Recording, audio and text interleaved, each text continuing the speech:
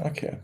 Hey guys, this is Jan from DoraHacks and welcome to the workshop of our Edu Chain Hackathon Summer Semester 1. And today is the second workshop, which is about the front-end integration of your Dapp on Arbitrum Orbit.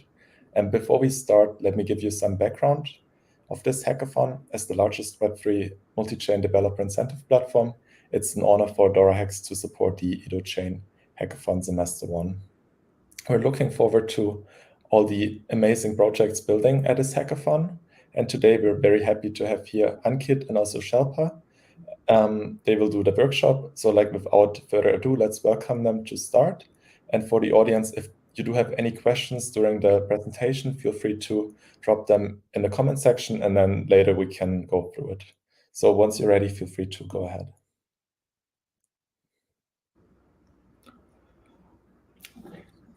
All right, guys. I'm super excited to be here again with Shilpa. Some of you might have seen me in the opening ceremony, and so I am Ankit. I'm head of growth at Ryzen, and we are super excited to be helping support Edu Chain for this Sem 1 of the hackathon. And today, as I said, we have Shilpa with me. She's an experienced blockchain developer, and she'll be showing you how to integrate the contracts that you build on EduChain on the front end. But before that, I would also like to kind of reiterate a few things. So this is the agenda of today's workshop. So we'll go through, what is EduChain and what is this hackathon about. We'll also go through some of the projects that are getting built and some of the projects that we would like to see getting built on EduChain. And then there will be a session where Shilpa will show you how to do wallet connection using React.js, and then how to do contract calls using React.js, and then we'll conclude with a Q&A. So that's the plan, and let's move forward. So yeah, what is EduChain? I'm pretty sure people who have been attending these sessions know what EduChain is, but it's the first L3 blockchain which is built for education, and it's built on Arbitrum. So it's on Arbitrum Orbit, and this is like the first L3 blockchain built for education. And then we are going to solve the challenges that are plaguing the education sector for a while through blockchain technology. So I'm pretty excited about this, also because I have never been to college, and I truly believe in the power of Web3 to take education to the next level. And here's the open campus ecosystem. We have more than 80 partners in the ecosystem today, and some of the best of the best in the Web3 industry, such as Binance, Animoca. We have Forbes Web3, we have TinyTap, we have New Campus and Gems, and a lot of other education companies such as Ryzen, HackQuest, Avion, etc. So this ecosystem is still new, but it's very big, and it's still going to grow rapidly in the next few months. So this is the EduChain application and platform layer. So as you know, the chain layer is taken care of or is built on Arbitrum Orbit. And on the platform layer, we have the famous open campus IDs. There are 100,000 of them created already. We have publisher NFTs as well. And then we are going to have, let's say, questing, incentives, staking on top of it. We are also building the financial layer as we speak, like AMMs, borrowing, lending. So the ecosystem is headed in the direction where it's going to take off real soon. So yeah, what is this hackathon all about? So we have 3 semesters. This is the first semester, and then the total prize pool in all 3 semesters is going to be $1 million across all 3 semesters. And then we have a $20 million dev ecosystem fund to help support projects that build on EduChain. So that's a good amount of money that we are plowing in to the ecosystem, to grow the ecosystem, and get really good builders like you to build on the on EduChain. So in semester one, there are two key tracks. This was also discussed in the first opening ceremony, but I will like to point it out again. So we have infrastructure and we have DeFi, and then we have four additional tracks: Edify, Earn, Learn, and miscellaneous applications that you can build. So people will ask why infrastructure and DeFi are the key pillars of this or key tracks of this hackathon. So the answer is, if you are Web3 native, you know that any good Web3 ecosystem made with Solana, Ethereum, or anyone else, they are built on top of really good infrastructure and DeFi. So infrastructure and DeFi is the core of any Web3 ecosystem. So we want really, really good infrastructure projects getting built on EduChain, so that projects like yours can take their support, can take their APIs, SDKs, etc., to build really, really user-friendly experiences in your D apps. So with infrastructure, we are solving three key problems, and we are helping. So we are helping the new community members access the ecosystem in a really good way. We are also going to help the learners get support from the ecosystem, and lastly, help devs like you to access data and all the available information and tools in the ecosystem to make really, really cool D apps. So some examples. One of the biggest examples that I give all the time are marketplaces. Like, they are one of the core of any ecosystem. So if you want to build a really cool marketplace where people can come list their courses, their books, their podcasts, and trade it, I would really love to see that getting built.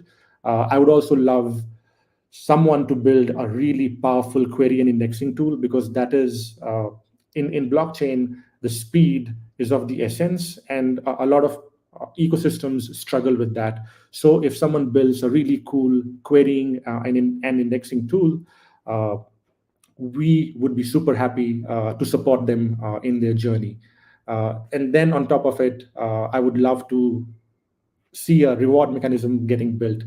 So I've been a growth marketer as well, and I'm still am. So I love building really, really viral campaigns, and reward mechanism is one really key key component in the ecosystem. If someone builds that infrastructure, things can go viral. So if you build a project that supports rewarding referrals, I am a guy to get in touch with.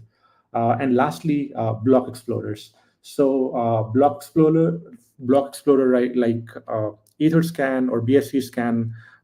We already have a block explorer, but I think we can add more functionality on top of it. And I've seen a lot of people in Discord asking about, what more can we build, and we'll share that with you in our product sessions as well. So yeah, apart from that, like, these are just four main ideas, but feel free to go berserk and build what you love. I don't want to spoon feed a lot of ideas, and I would love for the community to come in and say, okay, I want to build this, I want to build something else, and we would appreciate it a lot. The next key topic, key track, is DeFi. So on DeFi, we want to build the liquidity layer for the Edu Chain, and also we want to unlock educational finance on Edu Chain. And this will again be a really key component of the ecosystem. So we definitely want some perp dexes on the platform, like DYDX, where people can trade various assets and make money. I think this will help the ecosystem with a lot of liquidity. We would also love to see borrow and lending protocols getting built, and the favorites of everyone, yield vaults. So if someone can build something like Yearn Finance, where people can stake and earn more tokens, I think it will be really lovely. So yeah, these are some ideas. But as I said, Please don't restrict yourselves to just building these ideas. Please build what you think makes sense for you, and we'll be more than happy to support you. And just go berserk with whatever products you want to build on EduChain. So yeah, this is the project spotlight. So we are showcasing three really cool projects that are already getting built on EduChain, and I would encourage more people to share their projects that they're building on socials. And maybe in the next workshop, we will spotlight your project as well. So.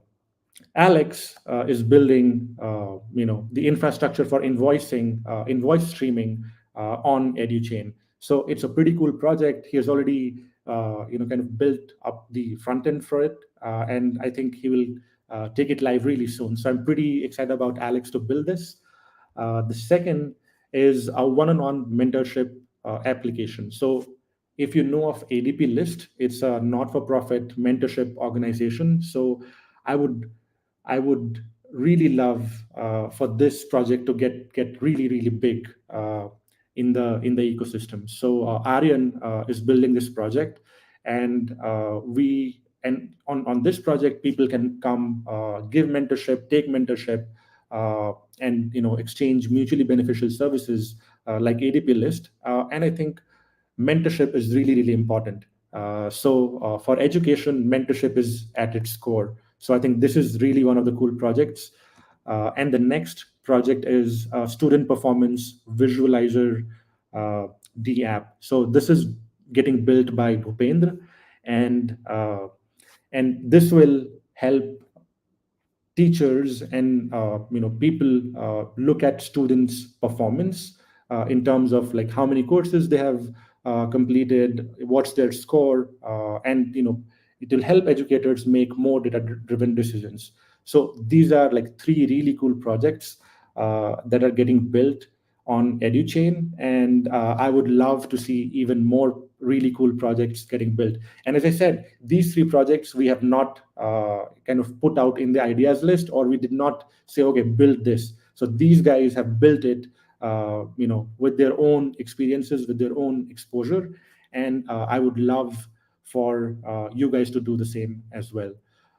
So yeah, that's the project spotlight. Now, I would like to invite Shilpa back again to do the demo, the key thing that we are here for, and show you how to do the integration on front end.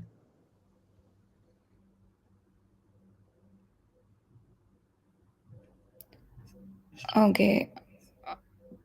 Is my screen visible?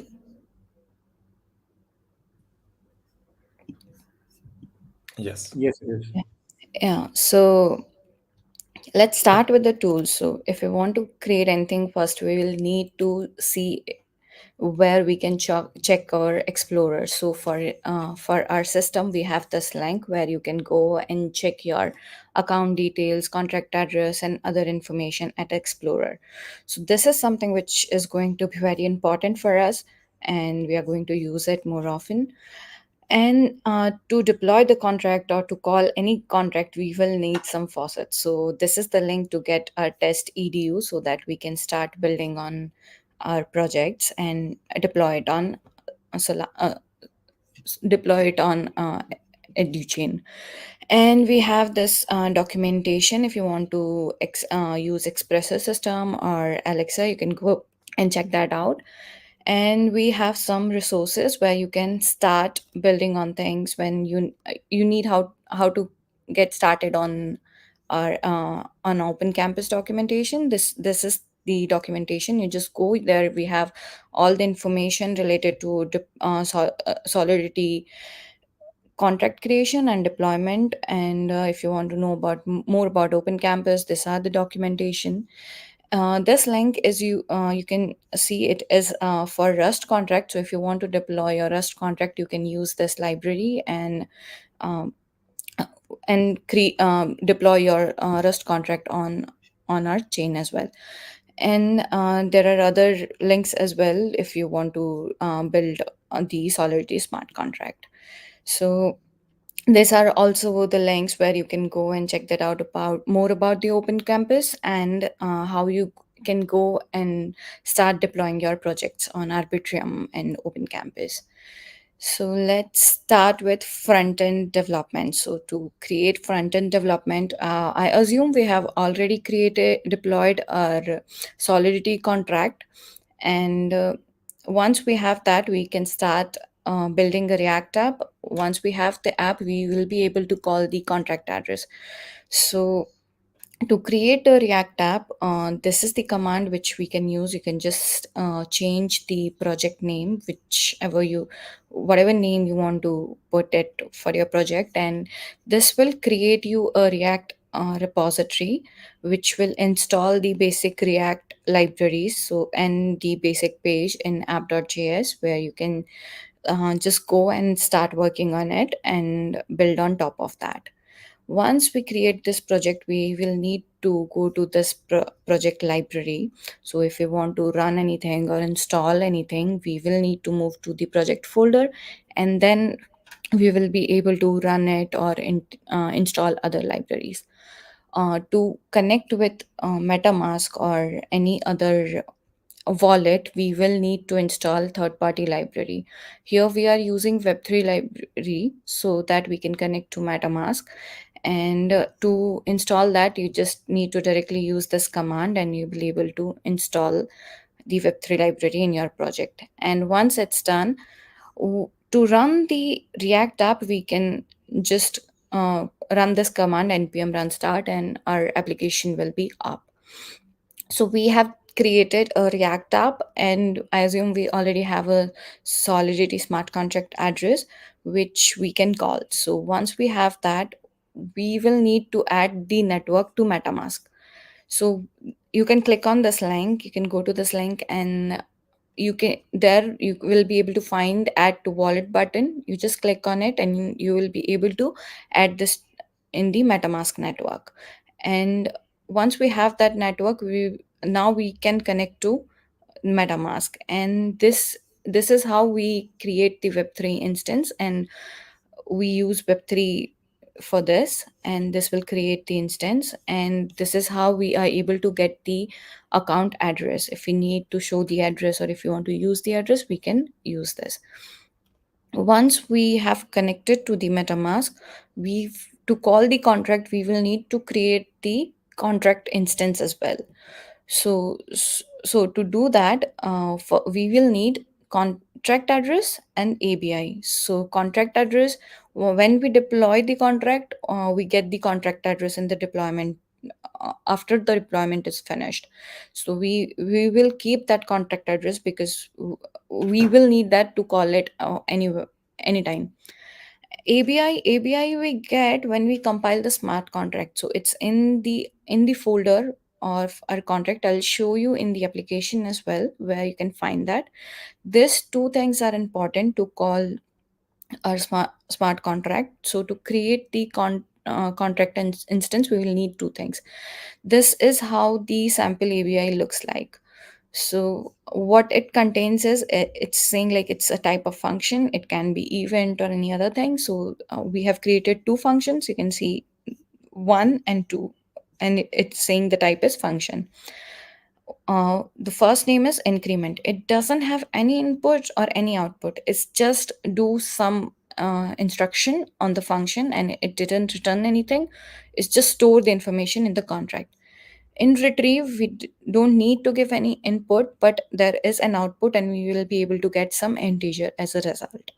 So this is how the ABI means, and you don't have to create it. It will be automatically get created when you compile it.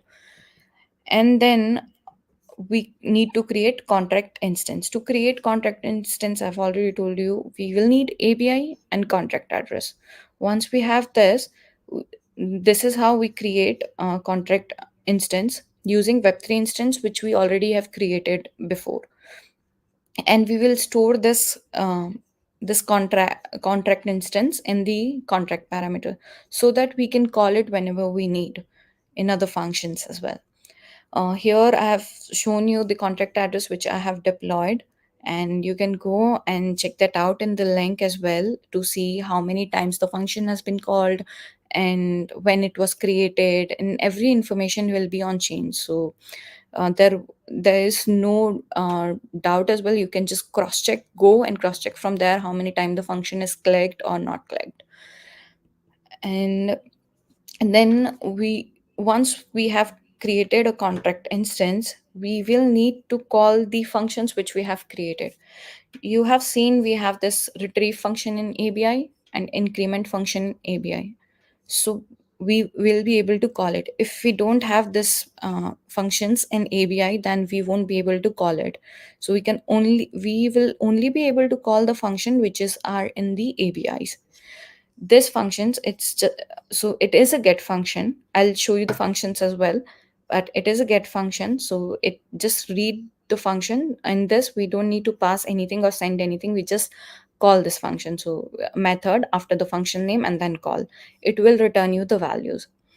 But this increment function, it is doing some transaction, so we will send it so that it can sign the transaction, and we will pass from which account we are doing that, so that we know that this is the account address which is going to sign our contract. So this is how we call the get function, and this is how we do the transaction. And if you want to check anything, you can go and, like, any interaction, you can go to the link, and you can paste your account address or your contract address and see like which thing have done what, and have all the transparency there. So let's start with demo. Okay, as I was saying, you might have already created the smart contract, but if you have not, you can go to our documentation, and then there is this field which states start building, and then you'll be able to see the smart contract field. Here you can see how to write the contract, what are the different contract, and how you can write this contract. It have given you a simple steps. And then if you want to deploy the contract, how you can do that, it's also stated here. So this is how you can initialize a project, and then you will need the keys to deploy this, which is etherscan keys in your settings for the deployment, and you can deploy your smart contract. This is the smart contract which I am using right now, which is you can see like there is increment function and retrieve function. Increment function is just increasing the count. So the count when we deploy is 0. Whenever we call this function, it will increase the count. And to get the value of count, we just need to call this retrieve function, and we will be able to get the count. So this is the function which we will be working on today. And here there are all the instruction where how you can compile and how you can deploy it on the open campus. So after this, once we have deployed, so before deploying, we will need some funds. If you don't have any have funds yet, you can go to this website and just click on start mining. And once you have claim that, you can go and check that out here and see if your account have any balance or not. So you can go here and check what your account holds, how many transaction it has done, all the information, the contract creation, contract call, or what other things it has done. So once you have token in your wallet, then you will need to add the network into the MetaMask. Without that, we won't be able to connect to the wallet. So to add this into MetaMask, if you go down in this link, you will be able to see that here it is written add to wallet. If you click on this settings will already be added to your network in the MetaMask. You just need to go to the MetaMask and check if it's selected or not. If it's not, select this one. Then you will be able to see the amount here as well, which we were able to see here. So we can start the deployment now. As we already have deployed the smart contract, we have our contract address, and then we have added it to our wallet. We have faucets as well to work on it. So let's create a React app. To create a React app, we need to add this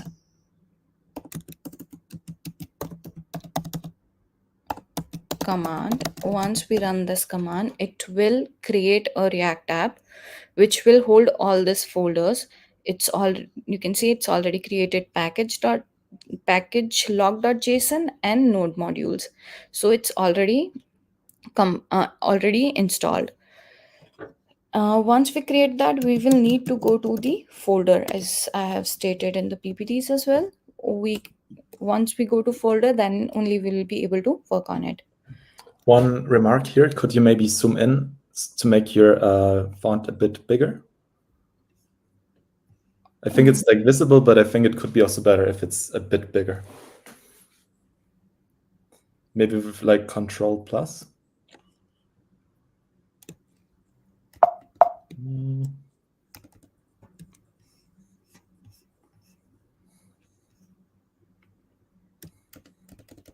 Yes, perfect. Thank you. Okay, yeah, so we are in the folder. You can see it here. Once we have done that, we can install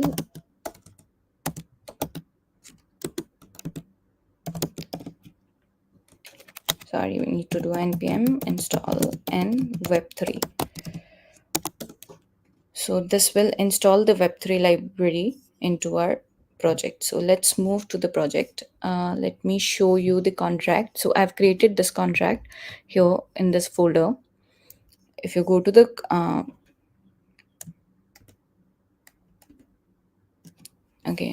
if you go to the folder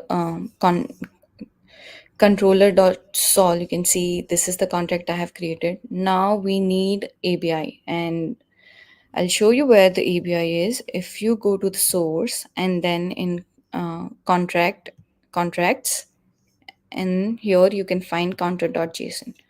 This JSON have many inputs. You can see here it's a source name, contract name, ABI, other bytecodes, and other information. For our development, we will need ABI. So we will copy this part, only this part, not even the ABI, just this part, and create another file here and paste it here.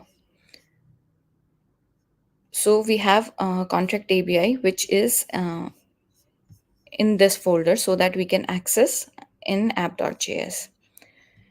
In package.json, we can go and see web3 is installed with that command we already have used.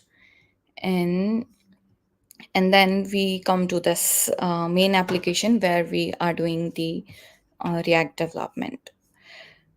So this is our main file app.js where we are working out everything. This is how we are going to import the ABI.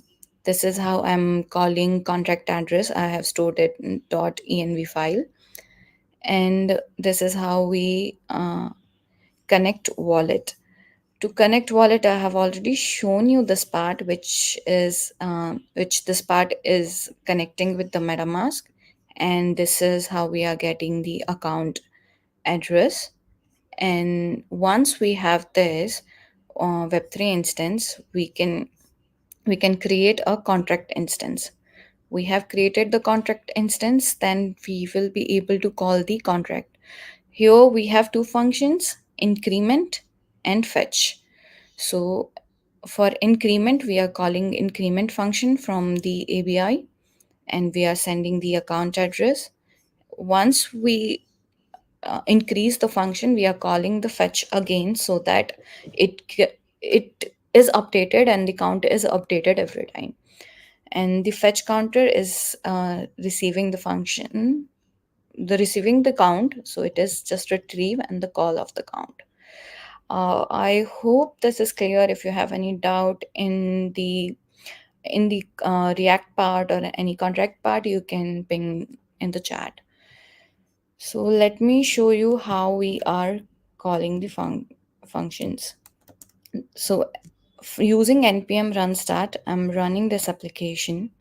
Once the application is live, you can go and click on connect on MetaMask. Once we click on MetaMask, we can once we click connect to MetaMask, we can see that current count. What is current count? So current count is how many times we have clicked it. So if we go to the explorer and check that, it will be able to show us how many times it has been clicked. So you can see it has been clicked 4 times. And one call is for the smart contract creation, and it has been clicked 4 times. So let's go to the application again and see. We will add the counter. If we click on add the counter, it will open the MetaMask pop-up, and you can see here it's the increment function which we are calling. This is the contract address we are calling, and we need to sign this transaction. We once we sign it, you can see the count has increased here. So the count is 5. Before it was 4. Once the transaction was complete, it is 5. To check that if it's 5 or not, we go to the explorer again and can see the count is now 5. It was 4 before, but once we click that, it is 5. So every time we click it, we will be able to see that here in the list. And yeah, this is how you can integrate and call the functions. And you can take over from here, Ankit. Yeah, demo is completed.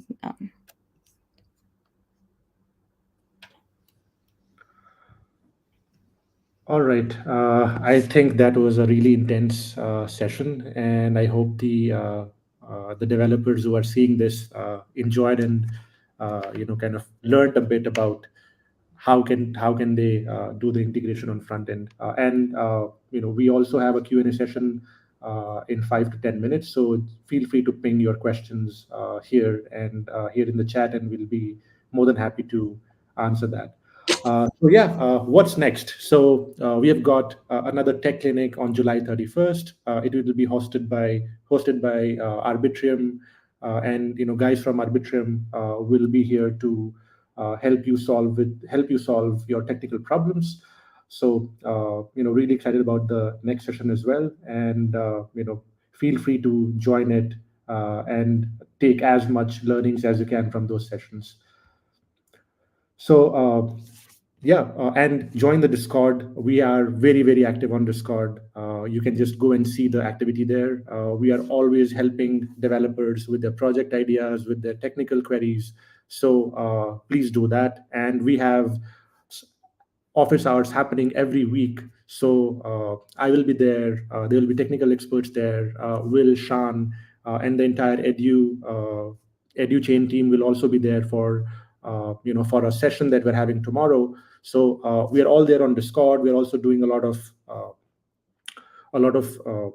one-on-one mentorship sessions. So there is a link in Discord where you can actually book time one-on-one with experts and chat with them about your project, about your technical difficulties, and ping on dev chat and dev forum channels about the problems that you're having in building on Edu Chain, and if you need any kind of support from us. So the key dates, just to reiterate, we are almost 3 weeks away from the submission deadline. So August 14th will be the submission deadline for this semester of Hackathon, and we'll have a demo day on August 21st. The winners will get announced on 29th, and then the most exciting part of this hackathon is getting enrolled into OCX developer cohort. So it's a 12-week accelerator program, and we'll choose the best of the best builders who we will work with to build really cool projects on EduChain and take them to the next level. So if I was a developer, I would be super, super excited about this right now because my project can go from 0 to being the best project in the EduChain ecosystem in 3 to 4 months. So, please build your project, submit it by August 14th, and I hope to see many of you in the accelerator program. You can always contact us. These are our credentials. We'll also be sharing these slides on Discord so that you can use all the resources here. uh, and we are always there to help you with anything that you need. Uh, and now is the time for Q&A. I think it was super, super insightful. A lot of information for developers that joined. Also for the ones that couldn't make it, they can just watch it asynchronously. Maybe let's give the audience some time. And I think I would have one question about what developers could should build. Like you mentioned a few use cases. Maybe you could also give them some more inspiration, what you would like to see, what is very important. Maybe share a bit of feedback, what could support developers to build. Yeah, I think as I shared in the slide as well, the marketplace is one thing that I would love to see getting built. And as you know, the marketplace is not building a marketplace is not easy. It's one of the toughest things. So I would love to see getting that built and getting a lot of users on chain as well. Um, Apart from that, I think we have already shared, and I would also like to reiterate that we have a product mentoring session, not a technical one, happening tomorrow. So any developers who need help with ideating what they want to build, feel free to enroll in that session. We have this announcement on Discord, and people can enroll, can join, and me, Will, Sean, Harry, we'll be there to help them ideate with what they want to build. And to be honest, it's really good to see ideas from the community members, from the builders themselves, because if and that's how you build a really good community. Because if I am here to if I don't want this to be corporatish, where okay, I am giving out RFPs that okay, these are the things that I need getting built. So I don't want to spoon feed a lot of ideas. uh, and also because this session is more on the technical side, I do have some questions that a lot of developers asked me in last couple of weeks, and I would love for Shilpa to answer those questions as well. So Shilpa, as you showed, building the ABI, and kind of using the contract addresses in your DApp that you were showcasing, and we keep hearing uh, a lot of projects getting hacked, their bugs getting exploited, etc., etc. So how do you think anyone can you know how can anyone handle smart contract addresses and ABIs in a really secure and efficient manner? I would love to hear what you think about that. You're on mute right now. Yeah.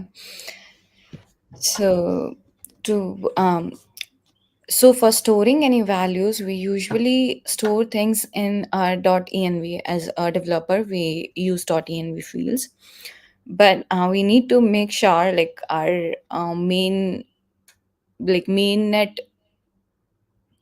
production address, contract address, is not there in our local or anywhere. So wherever we are deploying the front end, we need to keep it there in .env file.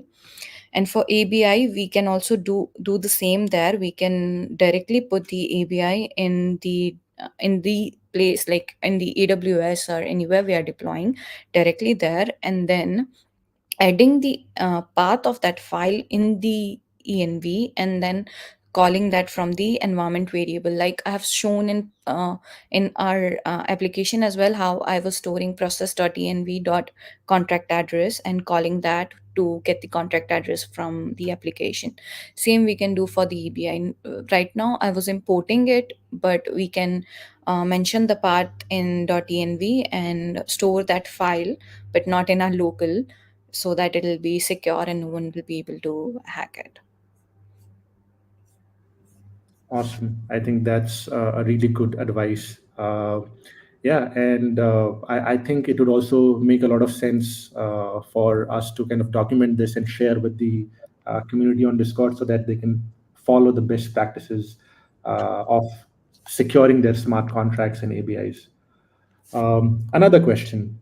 So, how do you think you can manage user transactions with front end within the front end? Let's say when you are sending and receiving tokens, how should you go about it?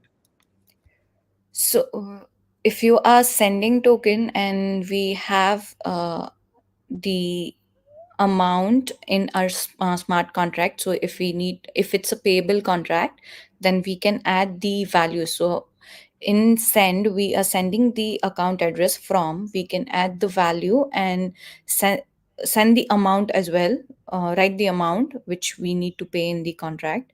But if you want to send any transaction, we can use the web3.eat.send transaction function, where we can create a transaction and then send it directly from whichever account we want to share.